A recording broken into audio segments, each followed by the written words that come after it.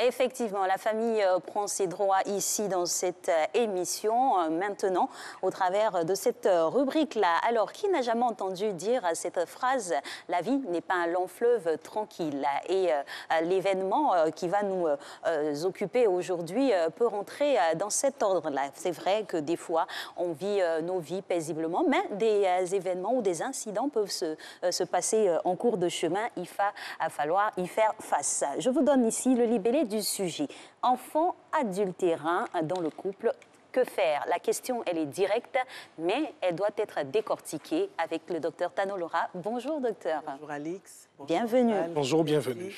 Alors, déjà, comment définissons-nous un enfant adultérin? Eh bien, un enfant adultérin, c'est un enfant qui a été conçu dans une relation adultère, c'est-à-dire hors mariage, mais avec au moins un des deux parents déjà engagé avec quelqu'un d'autre.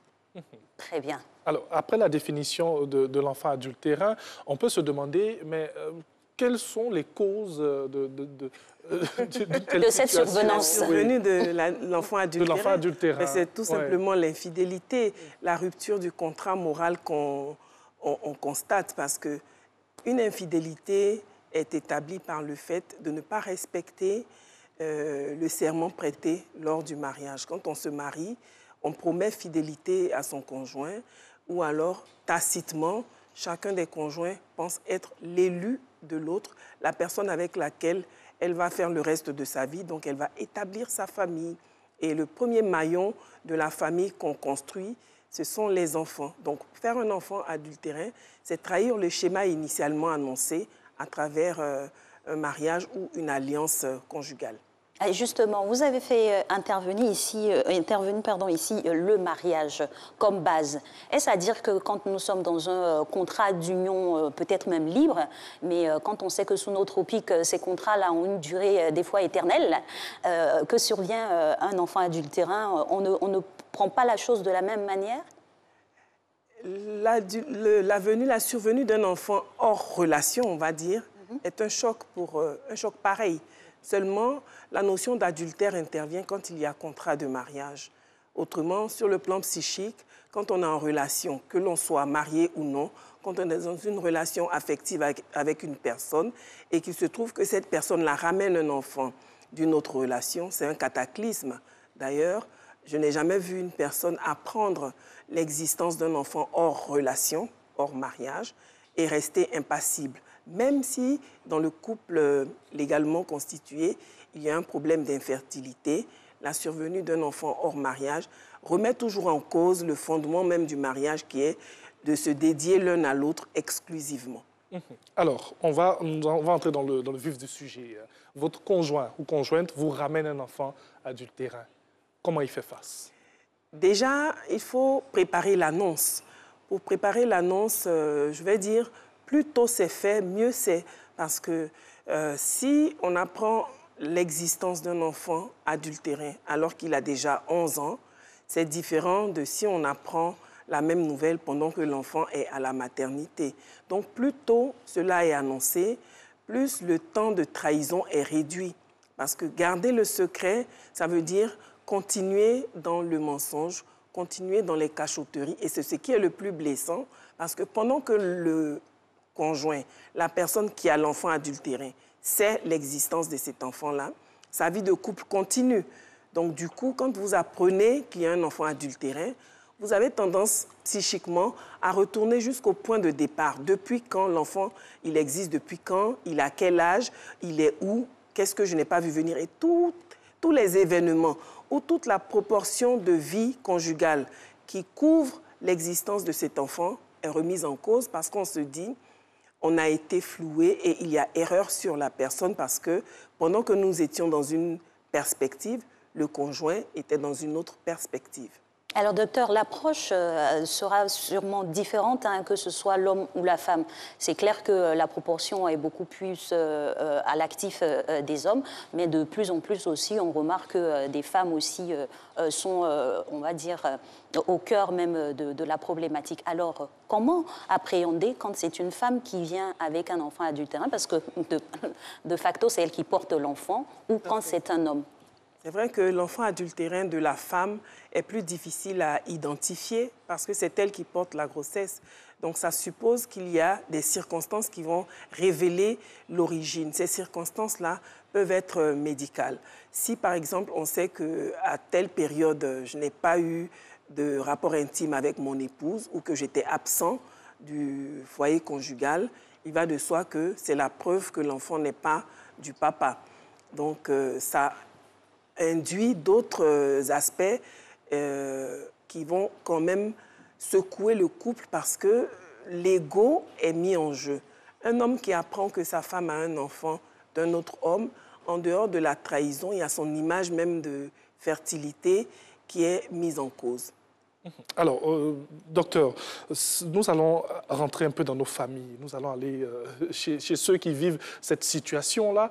Un homme qui a un enfant, je suis un homme dont je prends l'exemple des hommes, un homme qui a un enfant adultérin. Oui. Il doit annoncer cette nouvelle à sa femme. Vous êtes conseillère conjugale. Oui. Quelles sont les techniques? Qu'est-ce qu'il faut faire? Déjà, préparer le terrain. Oui. Si on est dans une accalmie dans le foyer et que la nouvelle tombe, ça vaut mieux que si on était déjà dans une crise, alors que malheureusement, certains hommes profitent d'une crise pour balancer la sauce. Ils se disent de toute façon, on ne s'entend pas.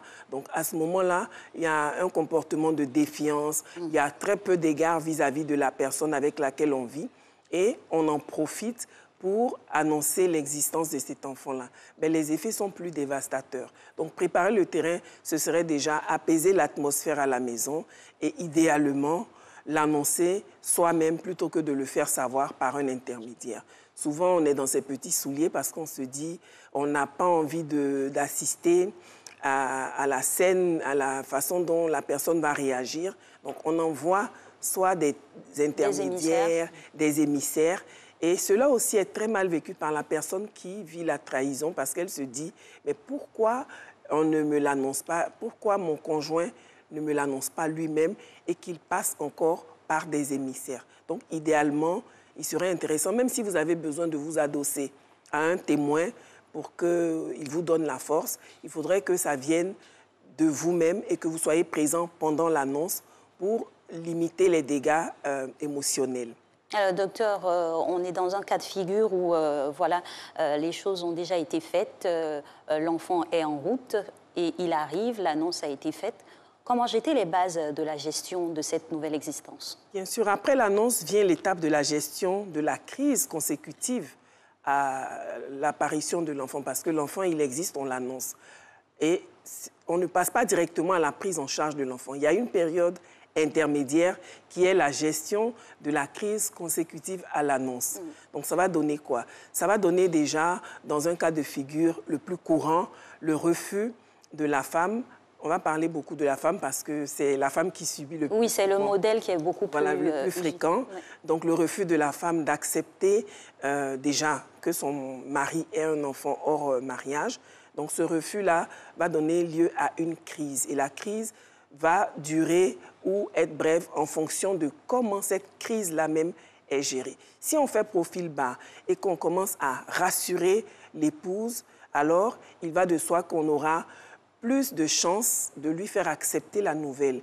Mais si on se dérobe à affronter la femme et qu'on met au milieu le fait que c'est mon enfant, c'est aussi mon sang, on ne peut pas faire outre, qu'on est dans la défiance ou dans la désinvolture, la crise va se prolonger. Souvent, on fait intervenir les parents, mais pas n'importe lesquels. Si, par exemple, on fait intervenir les parents du mari, c'est-à-dire les grands-parents de l'enfant, il va de soi que les grands-parents, ils ont tendance à dire que les enfants dans le mariage et les enfants hors mariage sont pareillement mes petits-enfants. Donc, ils ont tendance à banaliser le ressenti de l'épouse qui est blessée. C'est pour cela qu'il faut faire intervenir, même si ce sont des parents, mais pas les grands-parents de l'enfant adultérin, parce qu'ils sont subjectifs, ils ne sont pas objectifs. Ce n'est pas un reproche, mais ils aiment également les enfants hors mariage que les enfants dans le mariage. Donc, ils n'ont pas l'objectivité requise pour arrondir les angles. En cela, les témoins peuvent nous être utiles parce que ils jouent leur rôle, c'est le rôle des témoins, déjà d'accompagner le couple et de résoudre les problèmes. Donc, plus la femme est sensibilisée, est amadouée, plus le conjoint victime, on va dire, est amadoué, mais justement, comment se fait la pratique de l'exercice pour rassurer le conjoint victime, comme déjà vous l'appelez? verbaliser, parce qu'on se dit, mais pourquoi... Quand on sait qu'il y a trahison, donc fissure de la confiance. Oui, la confiance est rompue, mais en même temps, les questions qui reviennent souvent, c'est est-ce qu'il est conscient du mal qu'il me fait ou qu'il fait à sa famille? Il y a même une maman qui a englobé sa fille dans sa douleur, sa fille de, je pense, 9 ans.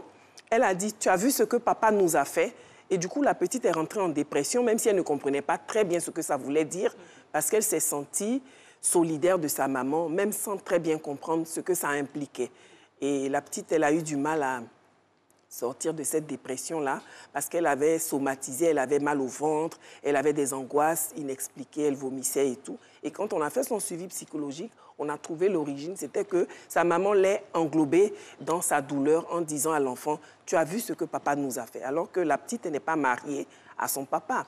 Donc ce n'est pas elle qui a subi directement la trahison de son conjoint parce que son papa n'a pas fait de vœu de fidélité avec elle. Il a juste eu un écart, pas pour l'excuser, mais je veux dire, c'est la relation mari-femme qui est en cause et non la relation parent-enfant. Un homme, même quand il a un homme ou une femme, même quand il a un enfant adultérin, son lien affectif pour ses autres enfants, normalement, reste intact. OK. Donc, ce que vous nous dites, c'est d'user de tact et de très belles manières pour pouvoir faire comprendre cette situation. Faire revenir déjà demander pardon. Quand le mot pardon ne sort pas, on se sent doublement blessé. Et le mot pardon, c'est un mot qui apaise et qui permet d'accepter aussi l'inacceptable. Il faudrait qu'il ait aussi tout son sens, le pardon, parce que si c'est pour le dire de manière triviale pour se dédouaner, et puis après on apprend qu'il y a un deuxième qui est en route. Mais le deuxième vient vient souvent parce qu'on refuse le premier. Parce que quand la femme légitime dit « non, je ne veux pas en entendre parler », ça s'est passé sans mon consentement, donc débrouille-toi. Mais il va se débrouiller comment? Il va se débrouiller déjà pour assurer la survie de cet enfant-là.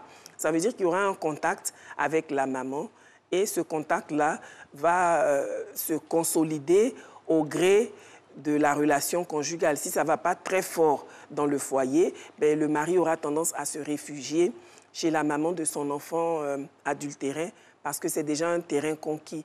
Donc le danger, ça n'exclut pas que ça se poursuive la relation, mais plus facilement on accepte le premier enfant, plus on a des raisons de baliser, on a des outils pour baliser la suite. C'est-à-dire, on récupère l'enfant. À ce moment-là, le mari, si son pardon est sincère, il ne devrait plus normalement avoir de contact avec la maman de cet enfant-là. Normalement.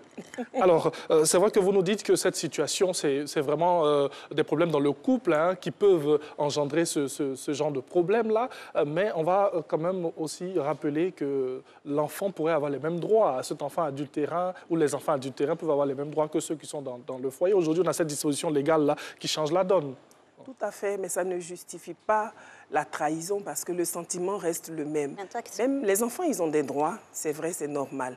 Mais le sentiment de trahison est le même. Ce n'est pas parce que l'enfant adultéré a un droit que la douleur ressentie va disparaître. Les enfants, ils n'ont rien demandé. C'est normal qu'ils aient leurs droits. Ils ont droit à la vie, ils ont le droit à une identité, ils ont le droit à l'éducation, ils ont droit à tout. Ils ont au même traitement. Au même traitement. Maintenant, ce qui se passe, c'est qu'est-ce que le couple va devenir après cette crise-là? Là, nous allons maintenant en arriver à la prise en charge ou à la prise en compte de cette nouvelle donne dans le couple. Tout à fait. Il y a des conjoints qui acceptent par compromis de récupérer l'enfant ou les enfants adultérins. Et souvent, lorsqu'il y a une infertilité conjugale, ces enfants-là même sont du pain béni pour le couple parce que ça les ressoude et socialement, ça les équilibre parce qu'on voit un couple et leurs enfants, pour ceux qui ne savent pas l'origine des enfants. Par contre, si le couple avait déjà des enfants, il y a une réorganisation à mettre en place parce que les enfants qui sont admis dans la nouvelle famille doivent trouver leur place. Trouver leur place, ça veut dire qu'on va les faire accepter par leurs frères. On va aussi expliquer aux enfants comment ça se fait qu'ils ont un frère qui n'est pas de leur mère ou de leur père avec des mots d'enfant, sans culpabiliser le parent adultère. Parce que si on culpabilise le parent adultère, les enfants, on l'a dit, ils aiment également leurs deux parents. Donc un discours culpabilisant déstabilise les enfants. Il faut plutôt un discours rassurant pour que les enfants acceptent leur nouveau frère. Et une fois la crise passée, normalement, si l'enfant a été bien intégré, il ne devrait pas y avoir de problèmes autres que les problèmes dans les familles classiques. Docteur, vous avez parlé ici de la périodicité, à savoir donner la nouvelle assez tôt, peut-être même quand l'enfant est en route, quand il arrive. Là, vous nous donnez l'exemple de récupérer, par exemple, l'enfant. Oui. Si on se retrouve dans un cas de figure où l'enfant ne va pas être récupéré et que la maman biologique garde son enfant, du coup, comment chacun trouve sa place dans cet écosystème-là? Ce qu'il faut dire, et pour ne pas qu'on nous fasse un deuxième, j'insiste. Ce qu'il faut dire, c'est que on voit plus facilement l'enfant revenir dans la famille de son papa, dans le couple conjugal. Mais il faut dire que pour les mamans adultères, c'est souvent un déchirement qu'on leur arrache leur enfant. Toute maman aime son enfant. Et la plupart du temps, ce sont des mamans qui sont dans la précarité et qui acceptent qu'on leur arrache leur enfant. Sinon, une maman qui a un enfant hors mariage et qui est autonome financièrement, elle accepte rarement ou difficilement qu'on lui prenne son enfant. Donc, le pouvoir d'achat est l'un des éléments qui justifie le fait qu'une femme, même si elle est la maîtresse, accepte de laisser son enfant partir dans la famille de son papa. Et c'est très difficile, c'est un déchirement pour la maman hors mariage. Maintenant, le cas où l'enfant reste chez sa maman et que le papa a informé sa compagne, ben, il faut s'organiser. Et là, on va faire l'état des éléments perturbateurs. Il y a beaucoup d'éléments perturbateurs. Si l'enfant reste chez sa maman et qu'on veut qu'il tisse un lien avec son papa et avec ses autres frères, ça voudrait dire qu'il va faire la navette. Or, malheureusement, il arrive des cas où, si le couple n'a que des filles, par exemple, et que l'enfant hors mariage est un garçon, il arrive des fois où le papa va se vanter pour dire « j'ai fait mon garçon, j'ai fait mon héritier », et ça retourne le couteau dans la plaie. Mais oui, il devrait l'avoir modeste. Voilà, mais malheureusement, étant donné le contexte culturel qui fait la part belle aux garçons, quand l'enfant hors mariage est un garçon, le papa va s'en vanter et c'est très souvent que toute la vie de la famille, de la fratrie, va s'aligner sur les visites de cet enfant-là. Il y a des mamans qui se plaignent en disant que lorsque l'enfant est chez sa maman, le papa ne s'implique pas dans les activités familiales, mais quand il vient par exemple en vacances ou pour un court séjour, le papa a tendance à créer des activités où il va inviter les enfants avec lesquels il vit. Ça peut s'expliquer par le fait que ce sont des vacances, donc c'est un moment dédié pour. Mais en même temps, inconsciemment, le papa a tendance à vouloir compenser tout le temps que l'enfant a passé loin de lui, sur le plan affectif, sur le plan matériel et en termes d'attention. Donc, il va être plus attentionné. Il va aussi avoir tendance à se porter en écran pour protéger cet enfant-là d'éventuelles attaques de la part de sa belle-mère et de ses autres frères. Alors, c'est vrai qu'on parle de la femme ici victime dans cette situation. Vous rencontrez beaucoup de cas en tant que conseiller conjugal. Parlez-nous un peu de l'inverse. Lorsque c'est l'homme qui est victime et que la femme envoie un enfant adultérin, généralement, comment ça se passe pour vous qui fréquentez ce genre de cas? Heureusement, les cas ne sont pas légion, heureusement, oui. Mais c'est un vrai cataclysme. Je me souviens d'un cas où il y avait un tableau d'infertilité conjugale. Donc, cet enfant-là était le bienvenu. Et personne n'en a parlé, c'est-à-dire le mari a juste demandé à sa femme de lui assurer qu'elle ne lui arracherait pas cet enfant parce qu'en ramenant cette grossesse suite à une infidélité, ça faisait croire à la société que l'homme était fertile. Et lui, c'était son gros problème de ne pas faire savoir aux autres qu'il était stérile. Donc, le fait que sa femme lui ramène une grossesse, c'est une solution pour lui. Et ils ont gardé ce secret jusqu'à ce que ce monsieur décède. Personne n'a jamais su que ce n'était pas l'enfant biologique du monsieur. Mais dans le cas inverse, ou à contrario, où on a un enfant dont on sait vraiment la provenance, une infidélité formelle, avérée. La plupart du temps, la plupart du temps, le couple se casse parce que c'est très difficile pour l'homme d'accepter, mais c'est encore plus difficile pour l'homme, même s'il l'accepte, de le faire accepter par sa famille, parce qu'il y a l'influence de la famille. Vous savez, les gens ont tendance à juger plus durement leur belle-fille que leur propre fille.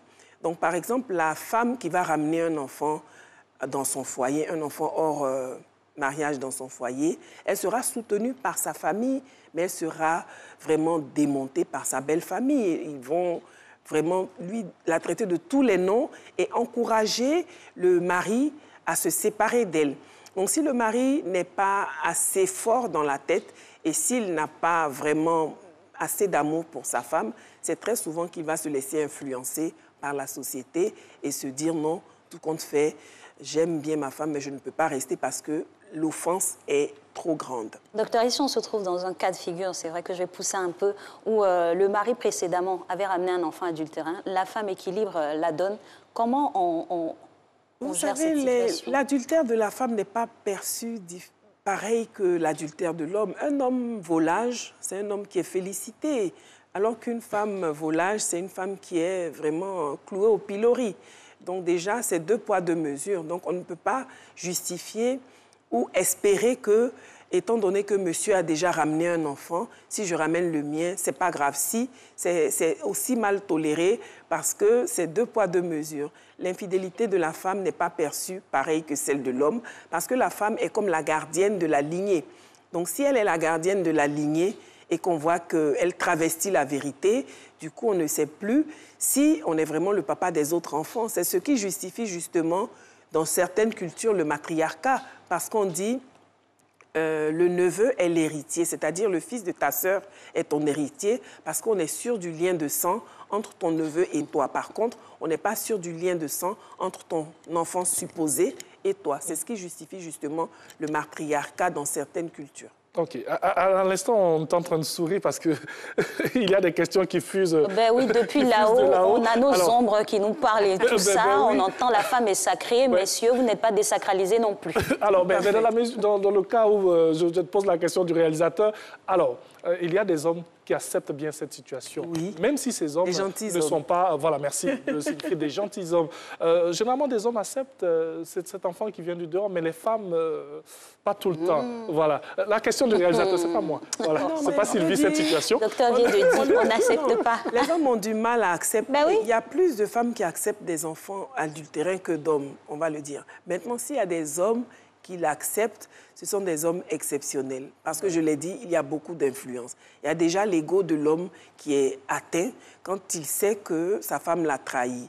Et moins la femme a de raisons de le trahir, plus la blessure narcissique sera forte. S'il n'est pas impuissant, s'il n'est pas infertile, si en plus il est gentil et qu'il subit ça, il va de soi qu'il aura une grosse blessure narcissique. Mais si c'est un homme impuissant ou un homme infertile, il va se consoler lui-même en se disant ben après tout, elle a quand même de bonnes raisons et faire bonne figure devant cet accident de parcours. Mais il ne faut pas que ça continue. Mais tout à fait. Et pour terminer, vraiment, parce que le plus grave dans tout ça, c'est, on va dire, la confiance qui a été brisée. Comment outrepasser la trahison et la confiance pour ramener un équilibre? Mais après le pardon, il faut montrer patte blanche. Montrer patte blanche, ça veut dire rassurer l'autre par notre comportement.